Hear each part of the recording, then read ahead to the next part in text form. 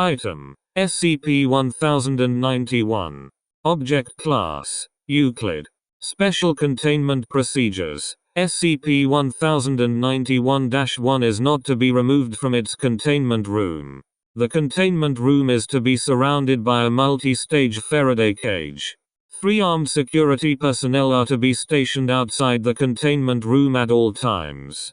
No radio devices are permitted within 200 meters of SCP-1091-1.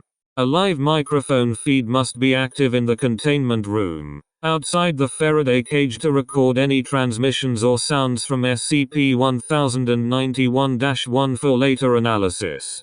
SCP-1091-1 is not to have radio contact with any radio transmitting receiving device unless approved by Level 4 personnel for controlled testing purposes.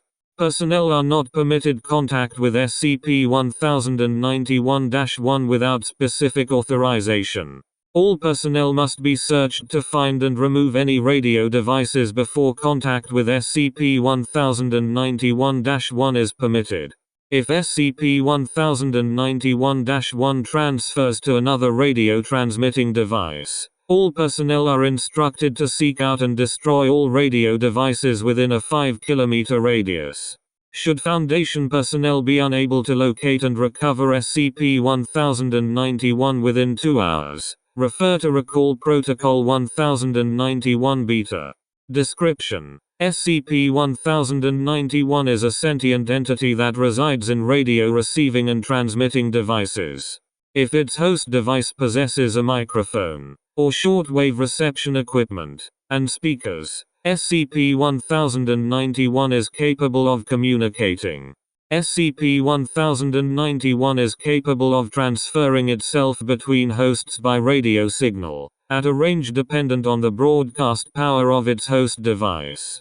Given the opportunity, it will use its ability to transfer between devices rapidly in an attempt to data expunged. SCP-1091 must not be allowed to reach its destination. Should such a scenario become a possibility, MTF-Lambda-W is to refer to Recall Protocol 1091 Alpha. Thus far, SCP-1091 has not demonstrated an ability to infect multiple devices simultaneously. However, this possibility cannot be entirely discounted.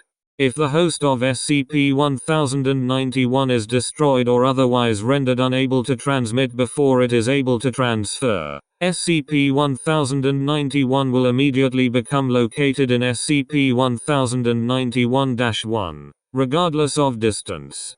For this reason, it has been suggested that SCP-1091-1 is the original source of SCP-1091.